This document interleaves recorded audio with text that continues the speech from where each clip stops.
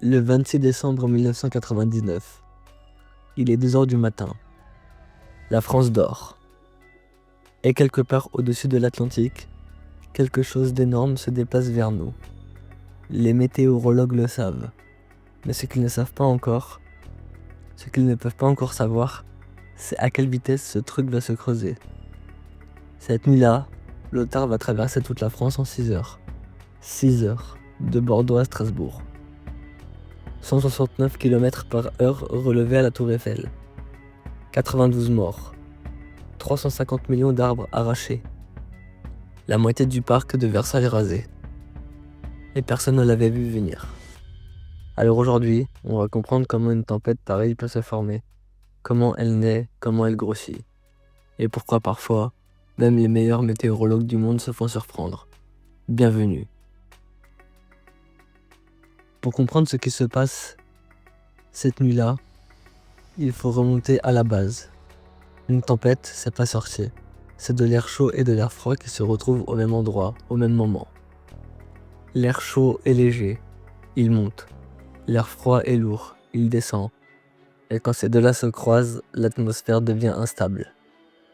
C'est un peu comme verser de l'eau froide dans une poêle brûlante. Ça réagit, ça s'agite, et parfois ça explose. Quand l'air chaud monte, il laisse un vide derrière lui. La pression baisse à cet endroit, et l'air des alentours se précipite pour combler ce vide. Ce mouvement d'air, c'est le vent. Cette zone de basse pression, on l'appelle une dépression. Et c'est le moteur de tout ce qu'on va voir. Pour te donner une idée de l'échelle, la pression normale autour de toi en ce moment, c'est environ 1013 hectopascales. La nuit du 26 décembre 1999, certaines zones de France ont vu la pression tomber sous 960. C'est un écart énorme. Et cet écart, c'est ce qui se produit des vents de 169 km/h à Paris. Plus la dépression est creuse, plus la tempête est violente. C'est aussi simple que ça. Attends, avant d'aller plus loin, je veux que tu visualises ce que 169 km/h à Paris, ça veut dire concrètement. C'est la vitesse d'un TGV en pleine accélération. Sauf que là, c'est le vent. Dans les rues, contre les façades, dans les arbres. Ok, on continue. Les tempêtes qui frappent la France, et l'Otard en particulier, elles naissent pas ici. Elles naissent à des milliers de kilomètres, quelque part au large de l'Atlantique Nord. C'est là que se rencontrent deux géants. Les masses d'air tropical chaud qui remontent du sud, et l'air polaire froid qui descend du nord. La zone où ces deux masses se croisent, on l'appelle le front polaire. C'est une frontière invisible qui fait le tour de la planète. Et c'est là que tout commence.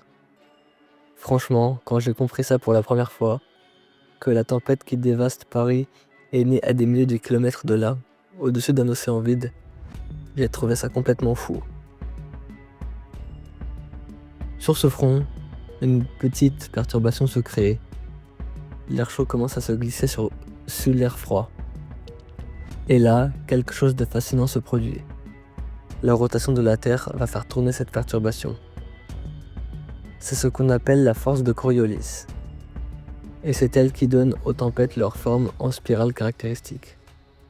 Cette forme qu'on voit sur les images satellites.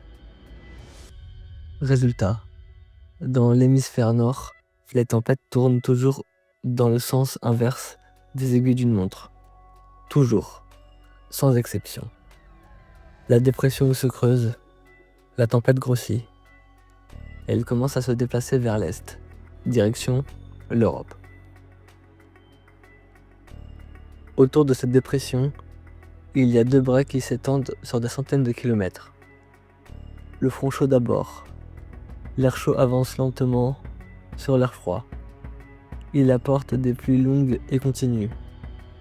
Ces journées grises où il pleut depuis le matin sans s'arrêter, c'est lui.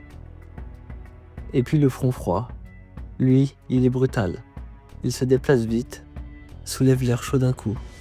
Averses violentes, rafales soudaines, parfois de la grêle. Quand le front froid rattrape le front chaud, on dit que la dépression s'occlue. C'est souvent à ce moment-là qu'elle est à son paroxysme. Et c'est exactement ce qui va se passer dans quelques heures avec Lothar. Mais attends, toutes les dépressions font ça. Toutes les dépressions se forment, se déplacent, arrivent sur les côtes. Alors pourquoi Lothar est-elle différente? Pourquoi elle a tué 92 personnes en une nuit alors que d'autres dépressions passent sans qu'on les remarque? La réponse tient en 2 mots. Bombe météorologique. Une bombe météorologique, c'est une dépression qui se creuse à une vitesse anormale. La définition officielle, une chute de pression de moins 24 hectopascales en 24 heures. Pour Lothar, c'est encore plus violent que ça. Elle s'est creusée de plus de 30 hectopascales en moins de 24 heures, au large de l'Atlantique, en plein milieu de la nuit. Et les modèles météo de l'époque, les ordinateurs qui calculent les prévisions, ils n'avaient pas anticipé cette vitesse de creusement. Ils savaient qu'une tempête arrivait, mais pas qu'elle allait être aussi violente, aussi vite. Voilà pourquoi personne n'avait vu venir ce qui allait se passer. Il est 2 heures du matin. Lothar entre sur les côtes bretonnes. À 4 heures, elle est sur Paris. 169 km/h à la Tour Eiffel. À 6 heures, elle est sur Strasbourg. Elle a traversé toute la France en 4 heures. 4 heures. Dans son sillage, des millions d'arbres arrachés, des lignes électriques coupées, des toitures arrachées, des voitures retournées.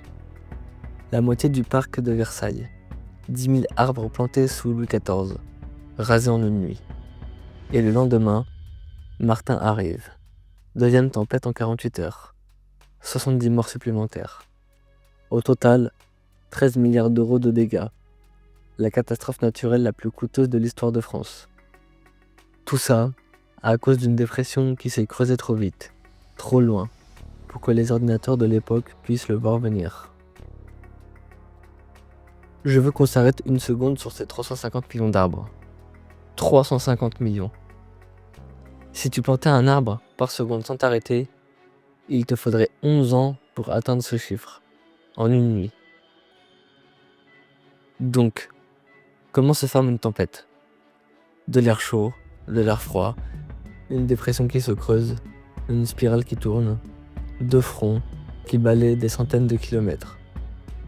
Et parfois, rarement mais ça arrive, une dépression qui se creuse trop vite, trop fort, pour que quiconque puisse vraiment l'anticiper. Lothar et Martin, c'était ça. 2 bombes météorologiques.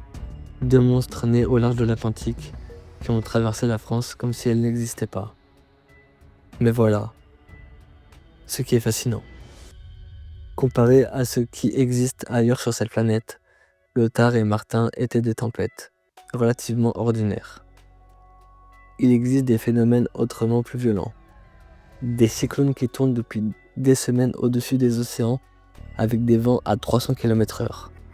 Des systèmes si puissants qu'ils modifient le relief des îles qu'ils traversent. C'est ce qu'on va explorer dans la prochaine vidéo.